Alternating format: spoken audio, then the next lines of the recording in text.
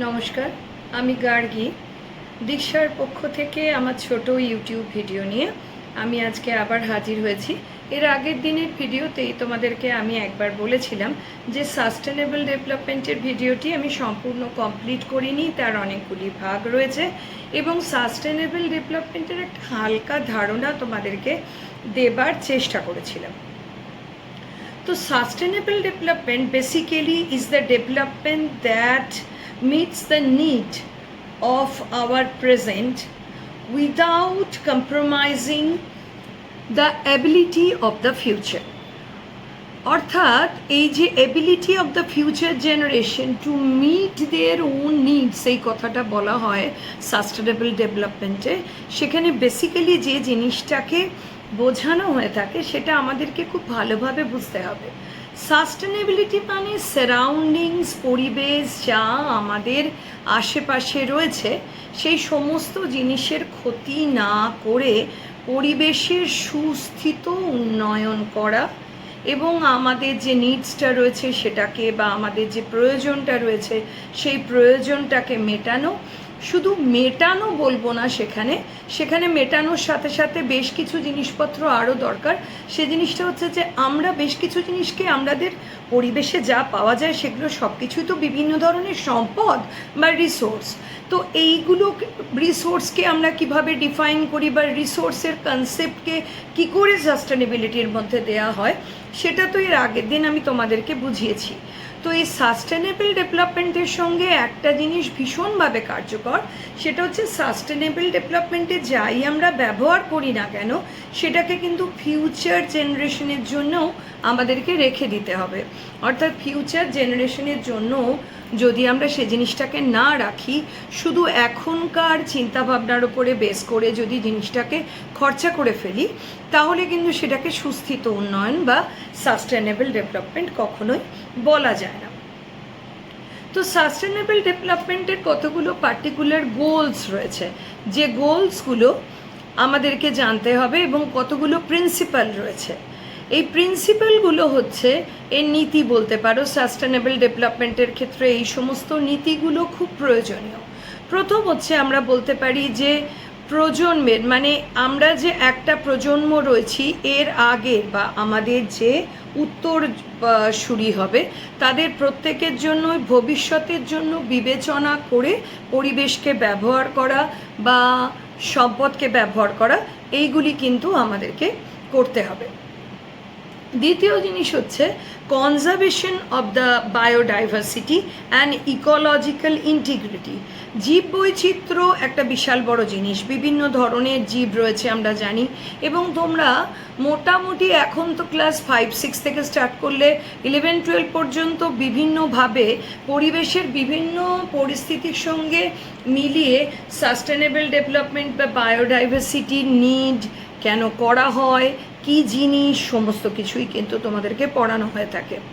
তো এইখানে প্রাকৃতিক সম্পদ জীববৈচিত্র্যগুলোকে যদি আমরা সংরক্ষণ না করি বিভিন্ন ধরনের পরীক্ষা নিরীক্ষার ক্ষেত্রে বলো, বা আমাদের অ্যানসেস্টার যারা ছিল তারা কীরকম ছিল, পরবর্তীতে সেগুলোর কীরকম পরিবর্তন হয়েছে এবং কি পরিবর্তনে সেগুলো বর্তমান রূপে এসে কিভাবে দাঁড়িয়েছে, সেটুকুও যদি আমাদের বিচার করতে হয় তাহলেও সেগুলোকে সংরক্ষণ করতে হবে। এবার প্রশ্ন আসে বিভিন্ন জীবগুলোকে সংরক্ষণ করার মধ্যে বা প্রাকৃতিক সম্পদ সংরক্ষণ করার তো বিভিন্ন নীতি সম্পর্কে আমরা ভাবতেই পারি, কারণ সেগুলো আমাদের কাজে লাগবে। এখন এটা একটা সাধারণভাবে যে কোনো মানুষ জিজ্ঞেস করে উঠতেই পারে যে আমাদের প্রতিটা ক্ষেত্রে জীবগুলোকেও কেন বাঁচিয়ে রাখতে হবে? স্পিসিস ডেফিনেটলি বাঁচিয়ে রাখতে হবে। তার কারণ স্পিসিসগুলোকে আমরা যদি না বাঁচিয়ে রাখি তাহলে তার থেকে পরবর্তী প্রজন্মের ক্ষেত্রে কী ধরনের কী জিনিস জন্মাবে, কী রিপ্রোডাকশন হবে, কিসে চেঞ্জ হলো, তার ফিজিক্যাল এবিলিটি বলো, ফিজিক্যাল ফরম্যাট বলো, তার মধ্যে কী কী জিনিসের চেঞ্জেস হচ্ছে সেইগুলো আমরা বুঝতে পারবো না। তো বিভিন্ন বৈজ্ঞানিক গবেষণা করবার জন্য হলেও আমাদের কিন্তু সেক্ষেত্রে এই জিনিসগুলো ভীষণভাবে দরকার। এবং দ্বিতীয় হচ্ছে, তৃতীয় পয়েন্ট যেটা, সেটা হচ্ছে ইউজ অফ রিনিউয়েবল রিসোর্স।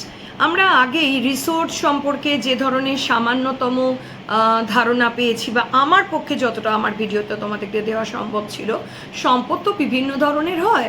সম্পদের মধ্যে প্রধান একটা ভাগ সবসময় মনের মধ্যে আসে, সেটা হচ্ছে রিনিউয়েবল অ্যান্ড নন রিনিউয়েবল, অর্থাৎ পুনর্ভব এবং অপুনর্ভব সম্ভব।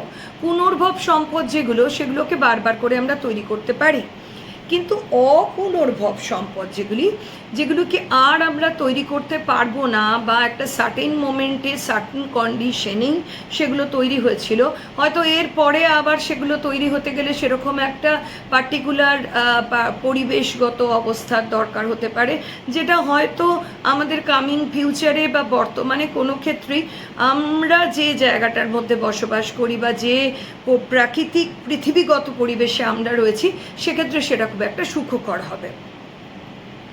তো মানে আমার বক্তব্য হচ্ছে এটা, এই যে পৃথিবীর এত কোটি বছর বয়স হয়ে গেল, তার মধ্যে বিভিন্নভাবে বয়স চেঞ্জের মধ্যে দিয়ে পৃথিবীর বয়স তো, জিওলজিক্যাল এজ তো অনেক, এবং এই এজগুলোকে বিভিন্নভাবে ভাগ করে, এজ, এরা, ইপক, অনেক রকমভাবে ভাগ করে দেওয়া হয়েছে, এবং তাদের একটা নির্দিষ্ট সময়সীমাও দিয়ে দেওয়া হয়েছে।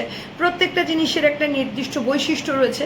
যেমন তোমরা প্রত্যেক জিনিসের ক্ষেত্রে, ভূগোল হোক, জীববিজ্ঞান হোক, ফিজিক্স হোক, কেমিস্ট্রি হোক, প্রতি জিনিসের কিছু নীতি, কিছু বৈশিষ্ট্য, এগুলো তোমরা পড়ে থাকো। তো ঠিক সেরকম প্রাকৃতিক পরিবেশের ক্ষেত্রেও তো পার্টিকুলার কিছু বৈশিষ্ট্য রয়েছে, কিছু নিয়মাবলী রয়েছে, কিছু পার্টিকুলার কন্ডিশন রয়েছে। তো আমরা বর্তমানে এই যে বিশাল বড় মানব সভ্যতা যে সময় থেকে শুরু হয়ে আজ পর্যন্ত এসে দাঁড়িয়েছে, সেখানে এখনো পর্যন্ত পৃথিবী আবার নতুন করে ভেঙে গিয়ে কোনো একটা জায়গা তৈরি হবার মতন অবস্থা ধীরে ধীরে কিছুটা পরিমাণ কিছু জায়গাতে হলেও সম্পূর্ণ হয়ে ওঠেনি। তবে বিজ্ঞানীরা যে এ সম্পর্কে সতর্ক নয়, বা এগুলো পরবর্তীতে কোনো কারণবশত হবে না বা হবার কোনো সম্ভাবনা নেই, এরকম কোনো কথা কিন্তু তারাও জোর দিয়ে বলেন না।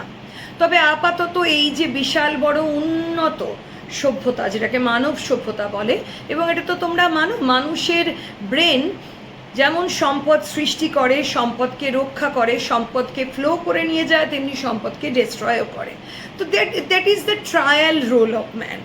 তো রিসোর্সের ক্ষেত্রে, রিসোর্সের এই মধ্যে যে এই যে সম্পদকে আমরা আজকে সাস্টেনেবল ডেভেলপমেন্টের মেনলির মধ্যেও যখন আলোচনা করছি, যেখানে বলা হচ্ছে যে রিনিউয়েবল রিসোর্স বা নন রিনিউয়েবল রিসোর্স কতটা আমরা ব্যবহার করব বা কতটা ব্যবহার করব না, সেই জায়গাটাতেও কিন্তু এইরকম কতগুলো জিনিস সম্পর্কে চিন্তাভাবনা হওয়া বা করে রাখা খুবই প্রয়োজনীয়। যেমন ধরো পেট্রোলিয়াম, বা ধরো এমন অনেক ধরনের গ্যাসীয় পদার্থ রয়েছে, এমন অনেক ধরনের খনিজ পদার্থ রয়েছে পৃথিবীতে, যে সময় থেকে শুরু করে আজ পর্যন্ত সেগুলো হয়েছে, সেক্ষেত্রে কিন্তু খুব ভালোভাবে লক্ষ্য করলে দেখা যাবে একটা নির্দিষ্ট পরিমাণেই আমরা সেগুলোকে ইউটিলাইজ করতে পারি। সেই পরিমাণটাকে যদি আমরা বাদ দিয়ে দিই, বা সেই পরিমাণটাকে যদি আমরা অতিরিক্ত পরিমাণে ইউজ করে ফেলি, তাহলে একটা জায়গায় এসে দেখা যাবে যে সেটার পরিমাণ কিন্তু আগের থেকে অনেক পরিমাণে কমে যাচ্ছে বা কমে গেছে। তো এই যে কমে গেছে, মানব সভ্যতা তো সেই তুলনায় মানুষের বিচরণ ক্ষেত্র বলো, মানুষের ডেভেলপমেন্ট বলো, এমনকি জনসংখ্যার এই যে বিস্তার, বিশাল পরিমাণ জনসংখ্যা, তো এই বিশাল পরিমাণ জনসংখ্যার ডেভেলপমেন্ট করতে গেলে ডেফিনেটলি রিসোর্সের দরকার, আর রিসোর্সকে ফ্লো করাতে গেলে সেই জিনিসটার কনজারভেশনের দরকার। সুতরাং সেইখানেই সাস্টেনেবল ডেভেলপমেন্ট কনসেপ্টটা সেই ক্ষেত্রেই এসেছে, যে কোনো জিনিসকে, মানে যেটাকে আমরা বাংলায় কথিত ভাষায় বলে থাকতে পারি, রয়ে সয়ে ব্যবহার করো। এই হচ্ছে খুব সোজা সাপটা ভাষা, বা বোঝানোর সব থেকে সহজতর পদ্ধতি আমার অন্তত তোমাদের ক্ষেত্রে মনে হলো, যে রয়ে সয়ে ব্যবহার করা, সেটাকে বলা হয় সুস্থায়ী উন্নয়ন। এই রয়ে সয়ে ব্যবহার করার মধ্যে বিভিন্ন রকম জিনিস আছে, যেটাকে আমি সুস্থায়ীভাবেও করতে পারি, অসুস্থায়ীভাবেও করতে পারি, কিন্তু আমাদের করতে হবে সুস্থায়ীভাবে। অর্থাৎ আমরা আমাদের নিডটাকে পূরণ করব, জিনিসটাকে ডেভেলপ করব, নিজেদের প্রয়োজনটাকে মেটাবো, এবং আগামী ভবিষ্যৎ আবার যেন সেটাকে ইউজ করতে পারে সেই জায়গাটা রেখে দেব। এবার জীব বৈচিত্র্যের কথা দিয়েও তোমাদেরকে বুঝিয়ে দিলাম। রিসোর্সের ক্ষেত্রে এই যে খনিজ তেল, আমরা যে পরিমাণ, যেখানে যে দেশ যত পরিমাণই জমিয়ে রাখুক না কেন, একটা সার্টেন টাইম পিরিয়ডের পরে আলটিমেটলি কী হবে, সে জিনিসটা কিন্তু দেখা যাবে যে সে জিনিসটা একটা জায়গায় এসে শেষ হয়ে যাচ্ছে। তাহলে উপায় কি? আমরা কি ব্যবহার করব না গাড়ি? আমরা কি ব্যবহার করব না আমাদের অন্যান্য প্রয়োজনীয় জিনিসপত্র? না, নিশ্চয়ই করব। সায়েন্সকে ভাবতে হবে, কালচারকে ভাবতে হবে, মানুষকে ভাবতে হবে তার বুদ্ধি দিয়ে কিভাবে সেই জিনিসটাকে সংরক্ষণ করে রেখে আমরা আরও এগিয়ে যাব। সেইখানে আমরা নন রিনিউয়েবল রিসোর্সকে বদলে রিনিউয়েবল রিসোর্সগুলোকে ব্যবহার করব। রিনিউয়েবল যেমন বায়ু শক্তি, জলশক্তি, ভূতাপ শক্তি, বিভিন্ন আবর্জনা থেকে যে বায়োগ্যাস তৈরি হয় সেগুলোকে কাজে লাগানো। প্রত্যেকটা জিনিসের মধ্যে কিছু পরিমাণ পোটেনশিয়াল এনার্জি পৃথিবীতে অটোমেটিকলি থাকে। যেমন যারা তোমরা এনভায়রনমেন্ট বা ভূগোল, ফিলোসফি এই রকম কিছু সাবজেক্টের সঙ্গে যুক্ত, তারা কিছু পরিমাণ একটা বলা যায় না যে ফ্লো অফ দ্য সায়েন্স বা জিওগ্রাফি বা evolution of geographical concept, evolution of the philosophical concept, সেইগুলোর মধ্যে দিয়ে অনেক কিছু কিন্তু পৃথিবীতে নতুনভাবে অনেক জিনিসকে ভাবাতে, তৈরি করতে, গড়ে তুলতে আমাদের ক্ষেত্রে এই কনসেপ্টগুলো ভীষণভাবে সাহায্য করেছে। তো এই সমস্ত কনসেপ্টগুলোর মধ্যে থেকেই কিন্তু মানে এই যে বলে না প্রকৃতির মধ্যেই এমন অনেক জিনিস আছে যাকে কাজে লাগালে যে সমস্ত জিনিসগুলো আজকে আমাদের কাছে পরিমাণে কম হয়ে উঠছে সেটা হয়তো দেখা যাবে এক অফুরন্ত সম্পদের ভাণ্ডার।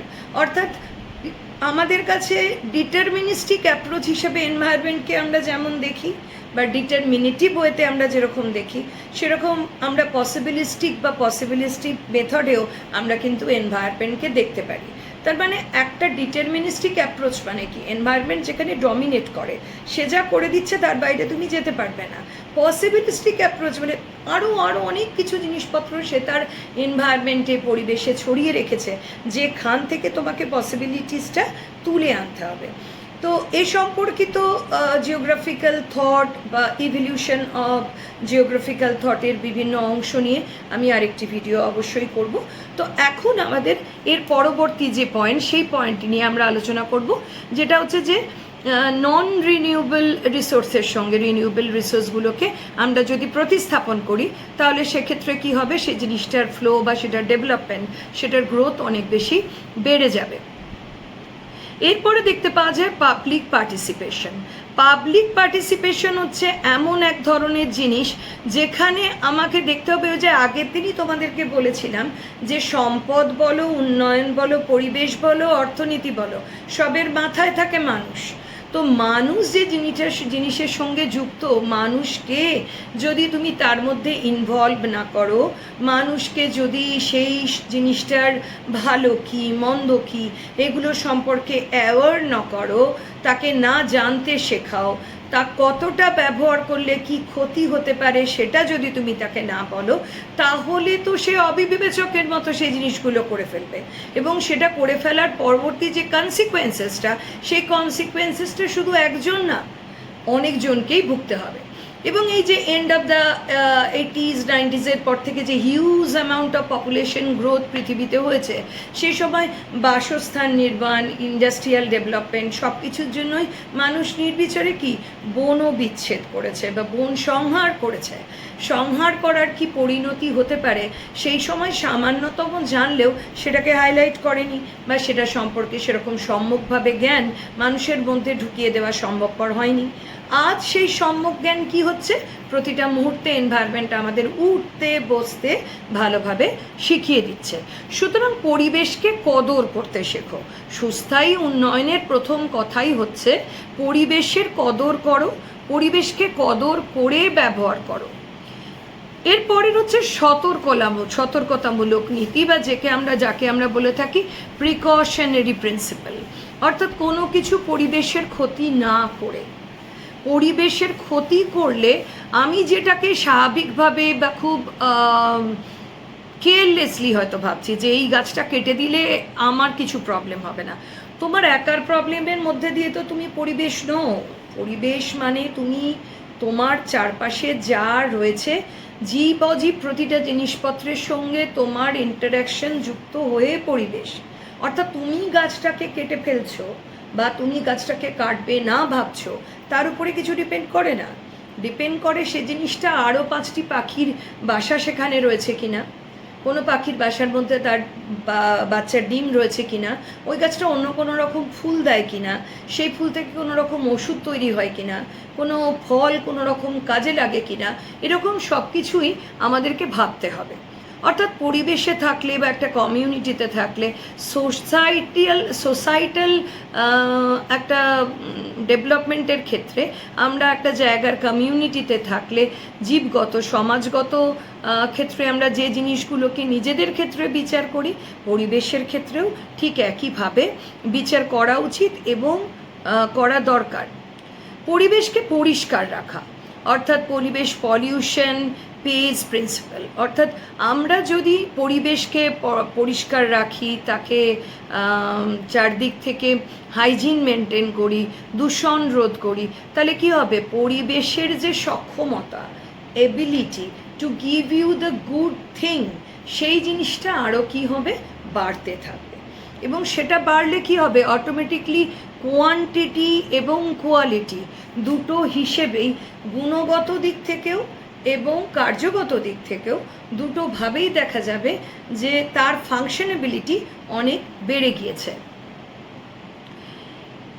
আর একটা জিনিস দেখতে পাওয়া যায় কি, যে এই সমস্ত জিনিসের মধ্যে আমাদেরকে আরেকটা জিনিস করতে হবে, সেটা হচ্ছে এই সমস্ত জিনিস করবার সময় সাস্টেনেবল ডেভেলপমেন্টের সঙ্গে ইন্টারঅ্যাকশন, অর্থাৎ এই যে আমরা বিভিন্ন জিনিসের পরিবেশ আর উন্নয়ন দুটো জিনিসের মধ্যে একটা ব্যালেন্স থাকা উচিত। ব্যালেন্স যদি না থাকে তাহলে তুমি সমাজের দিক থেকে বলো, পরিবেশের দিক থেকে বলো, সেই প্রিন্সিপালগুলোকে কাজে লাগিয়ে সাস্টেনেবল ডেভেলপমেন্টকে তৈরি করতে কখনোই পারবে না। এবার সাস্টেনেবল ডেভেলপমেন্টের বেশ কিছু ধরনের গোল রয়েছে বা যেগুলো বলা যেতে পারে তার লক্ষ্য, তার মধ্যে হচ্ছে নো পভার্টি। নো পভার্টি হচ্ছে মানে দারিদ্র্যকে দূরীকরণ।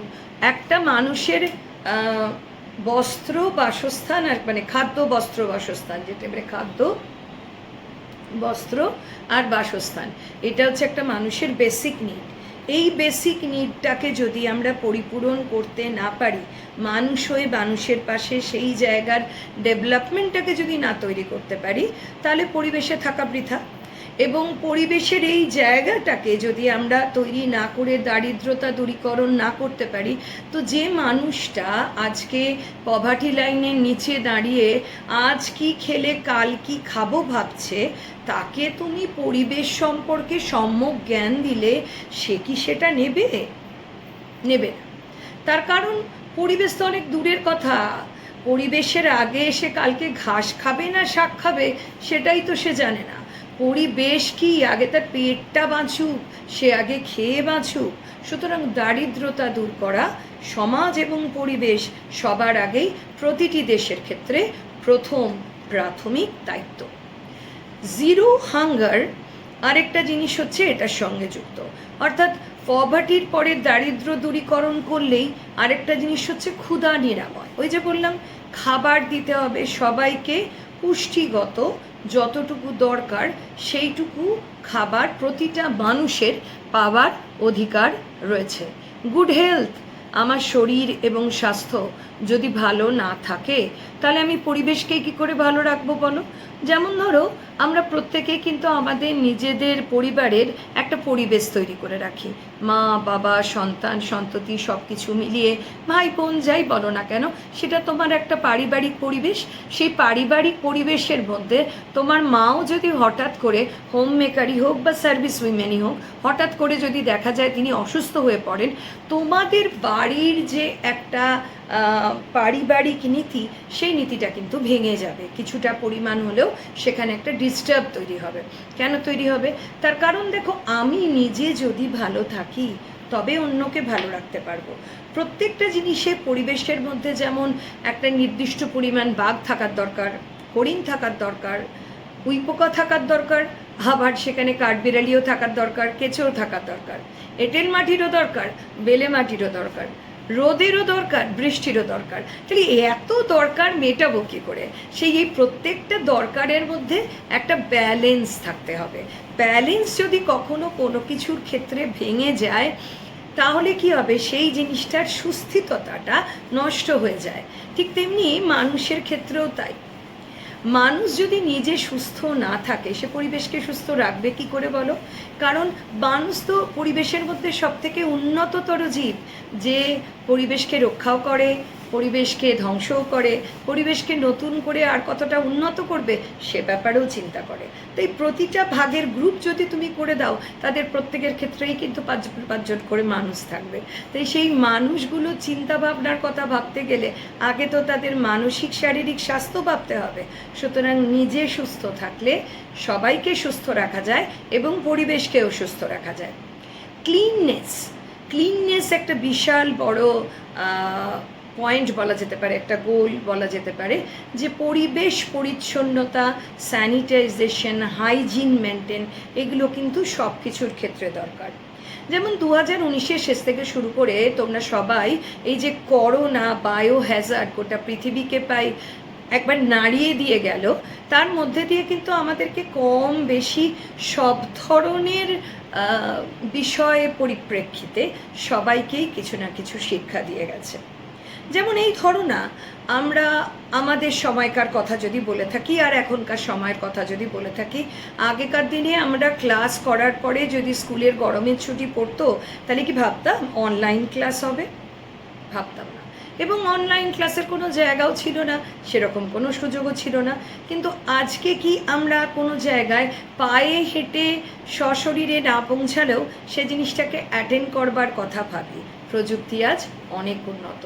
তো এই প্রযুক্তি যেখানে উন্নত হয়েছে, বিজ্ঞান যেখানে উন্নত হয়েছে, সেই জিনিসগুলোর সাথে সাথে পরিবেশ কিন্তু, বিজ্ঞান কিন্তু প্রথম থেকে আমাদেরকে এটাও শিখিয়েছে পরিবেশ পরিষ্কার রাখো। পরিবেশ কি? তোমার আশেপাশের জায়গা।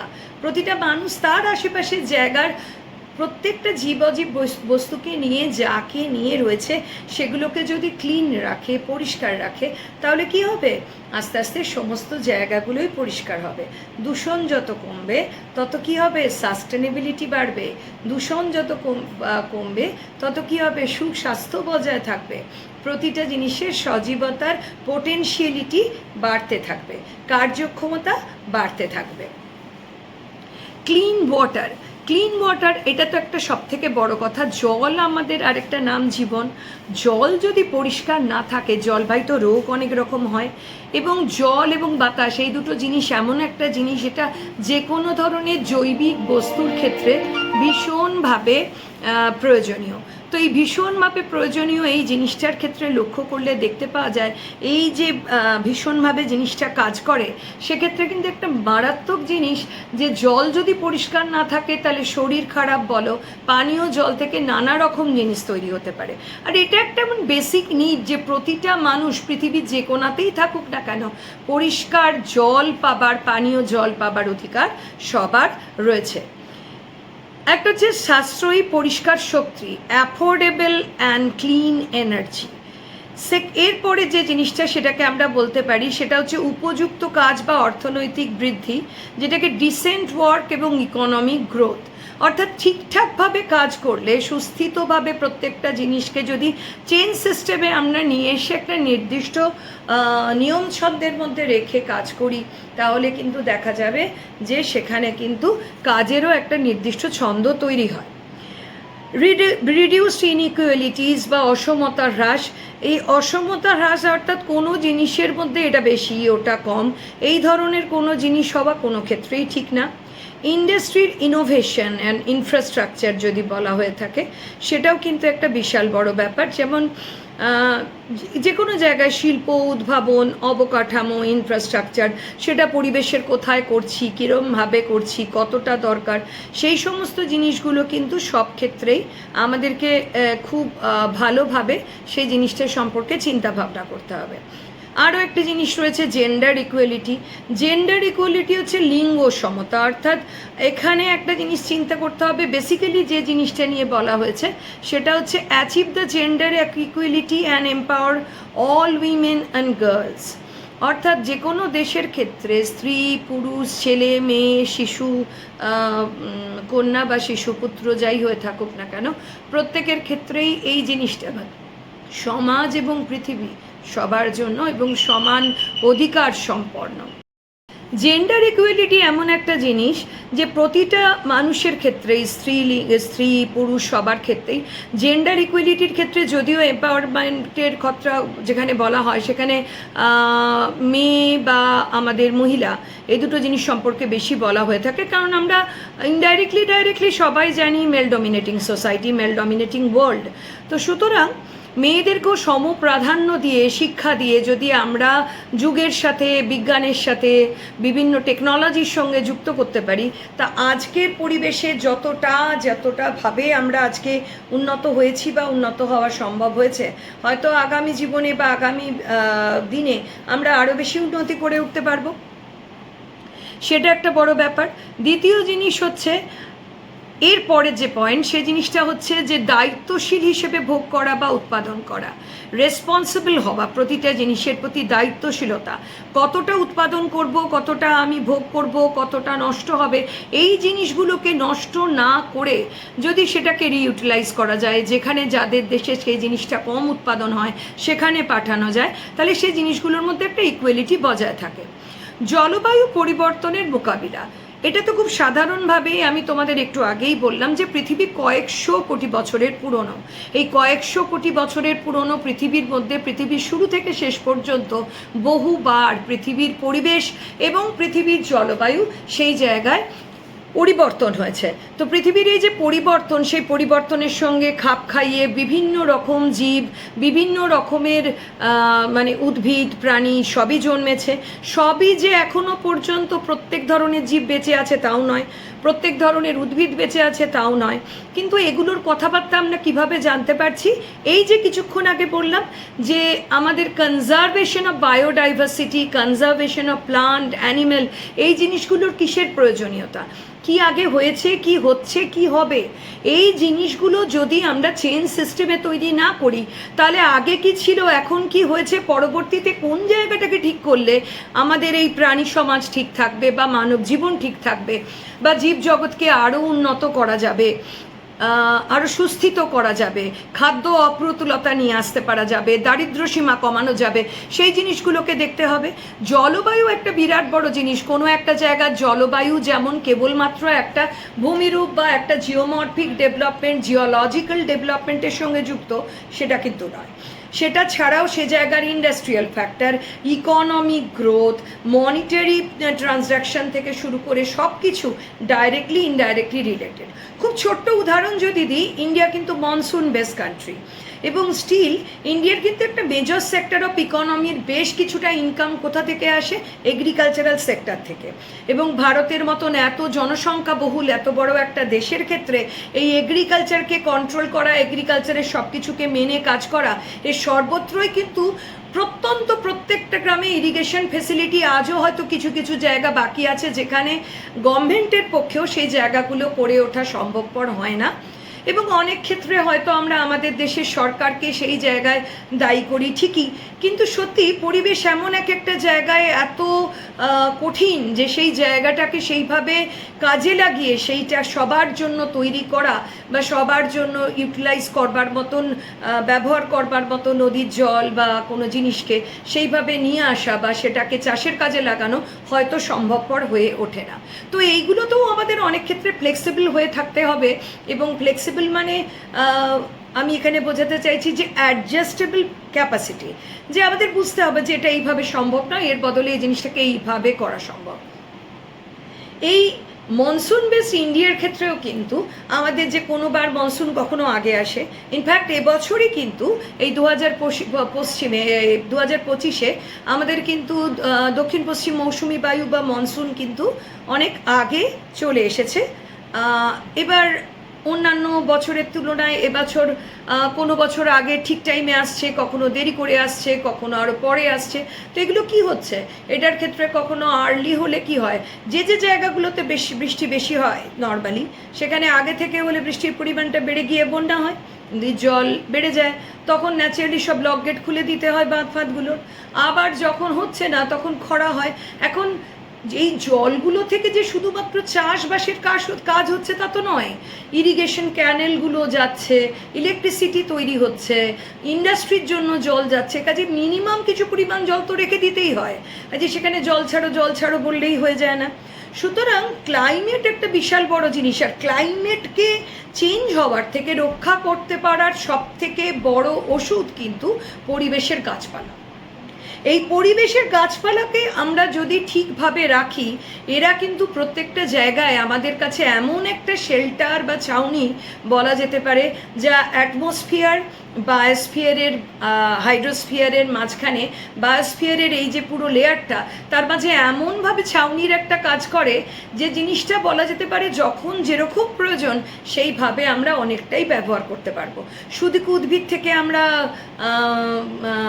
আমাদের শ্যালক সংশ্লেষের খাদ্য কার্বোহাইড্রেট পাচ্ছি, তাই কি আমাদের দূষিত কার্বন ডাই অক্সাইডগুলো কে নিচ্ছে? সেটাও তো উদ্ভিদ। এবং আমাদের উদ্ভিদ থেকে আমরা আরও অনেক ধরনের বনজ বিভিন্ন সম্পদ, আমাদের খাদ্যের বিভিন্ন ধরনের সংস্থান, ফল মূল, শাক সবজি, বিভিন্ন ধরনের জিনিস, এবং আমাদের নিত্য প্রয়োজনীয় বিভিন্ন ধরনের ওষুধ, সব অনেক কিছুই কিন্তু এই উদ্ভিদ থেকে আসে। শুধু জীবজগতের একটা মেজর পার্ট, যেমন জল আমাদের একটা মেজর পার্ট, তেমনি জীবজগতের মধ্যে এটা একটা মেজর পার্ট, যেটা পরিবেশের মধ্যে উদ্ভিদকে ধরে রাখতে। এই জিনিসটার মধ্যে দিয়ে যে পরিবেশগত উন্নয়ন, এর মেজর উন্নয়নের জায়গাটার সঙ্গে দেখো মানুষের উন্নয়ন করবার জন্য নতুন করে নীতি তৈরি করবার দরকার হয় না, যদিও করা হয়, ডেফিনেটলি করা হয়, কিন্তু প্রশ্ন হচ্ছে যে সেখানে নীতিটা মানুষকে আরও সতর্ক করবার জন্য, সবার মধ্যে সেই কনসেপ্টটা বা সেই সচেতন বোধটাকে তুলে ধরবার জন্য, সেখানে মানুষের ডেভেলপমেন্ট করবার জন্য যা দরকার সেটা করবেই। করা যেটা দরকার সেটা পরিবেশকে উন্নত করবার জন্য। পরিবেশ, ক্লাইমেটকে যদি আমরা ঠিক রাখি, অনেক কিছুর ক্ষেত্রেই আমাদের কি হবে, ভবিষ্যৎ জীবন, বর্তমান জীবন সবই আমাদের অনেক বেশি সুস্থিত হবে। জলজ জীবনকে সংরক্ষণ করা, অর্থাৎ যা আমাদের জলের সঙ্গে যুক্ত অনেক জীব রয়েছে, সেগুলোকেও যদি আমরা ঠিকভাবে পরিষ্কার রাখি, যেখানে সেখানে নোংরা না ফেলি, ওশেনের ক্ষেত্রেও তাই, এবং বিভিন্ন আরও ছোটোখাটো জলাদি জলাশয় যা রয়েছে সেগুলো পরিষ্কার করে রাখলে সব দিক থেকেই আমাদেরই ভবিষ্যতের পক্ষে সেটা অনেক বেশি কার্যকর। স্থলজ জীবনের সুরক্ষা, সেটাও ওই একই ধরনের জিনিস। এছাড়া রয়েছে শান্তি, ন্যায় বিচার, শক্তিশালী প্রতিষ্ঠান, অর্থাৎ এখানে আমাদেরকে কিন্তু গোটা বিশ্বে শান্তি রাখতে হবে। শান্তি এমন একটা জিনিস, যুদ্ধ বিগ্রহ সাস্টেনেবিলিটির অংশ করে, সম্পদ ধ্বংস করে, মানবতার ক্ষতি করে, মানুষের স্থায়ী অস্থায়ী সম্পদের ক্ষতি করে, মানসিক ক্ষতি করে। এই জিনিসগুলোকে আমাদেরকে এগুলো থেকে বেরিয়ে আসতে হবে। এবং এই যে বিভিন্ন ধরনের এই বেরিয়ে আসাগুলো থেকেই কিন্তু ধীরে ধীরে দেখতে পাওয়া যাবে আমরা সুস্থিতভাবে বিশ্ব জুড়ে এই সমস্ত নিয়মগুলোকে যদি পালন করতে পারি, তাহলে সাস্টেনেবল ডেভেলপমেন্ট তৈরি করতে বা তার জন্য এত ধরনের নীতি তৈরি করে আর এগোতে হবে না, মানুষ এমনিই বুঝতে পারবে। এখানে সাস্টেনেবল ডেভেলপমেন্টের একটা কথা বলতে তো আমি তোমাদেরকে ভুলেই গেছিলাম, যে সাস্টেনেবল ডেভেলপমেন্ট কিন্তু 1987 সালে এই কনসেপ্টটা তৈরি হয়েছিল, এবং এই সাস্টেনেবল ডেভেলপমেন্ট যিনি তৈরি করেছিলেন তিনি ছিলেন নরওয়ের প্রথম নারী প্রধানমন্ত্রী, যিনি ছিলেন গ্রো হারলেন ব্রুন্ডল্যান্ড। এবং এই মহিলা তিনি একাধারে পরিবেশবিদ ছিলেন, চিকিৎসক ছিলেন, রাজনীতিবিদ ছিলেন, এবং সাংঘাতিক বিচক্ষণ মহিলা ছিলেন, যিনি এই সাস্টেনেবল ডেভেলপমেন্ট বা সুস্থায়ী উন্নয়ন কথাটিকে উচ্চারণ করেছিলেন, যা আজ গোটা বিশ্বজুড়ে বলা যেতে পারে সব দিকেই এক বিশাল বড় ত্রাহি জিনিস তৈরি করেছে। আজ সব কিছুর পেছনেই সাস্টেনেবিলিটিকে খুঁজে বার করা হচ্ছে। তো এ সম্পর্কে আরও ইকোনমিক ম্যানেজমেন্ট, পরিবেশগত বিভিন্ন রকম নীতি, পরিবেশ প্রভাবগত মূল্যায়ন, ব্যবস্থাপনা, পরিকল্পনা, এগুলো নিয়েও আমি পরপর বিভিন্ন ভিডিও নিয়ে আসবো। তো সাস্টেনেবল ডেভেলপমেন্টের এটি আজকে দ্বিতীয় ভাগ ছিল। আজকে এইটুকুই। কারো যদি এই ভিডিওটি ভালো লেগে থাকে তাহলে অবশ্যই আমার চ্যানেলটি সাবস্ক্রাইব করে বেল আইকনটি প্রেস করে অল অপশানটি দিয়ে রেখো, তাহলে যখনই নোটিফিকেশান আসবে তোমরা জানতে পারবে এবং দেখতে পারবে সহজে। আর যদি ভালো লাগে তাহলে অবশ্যই লাইক, শেয়ার এবং কমেন্ট করো। আজকের জন্য এইটুকু।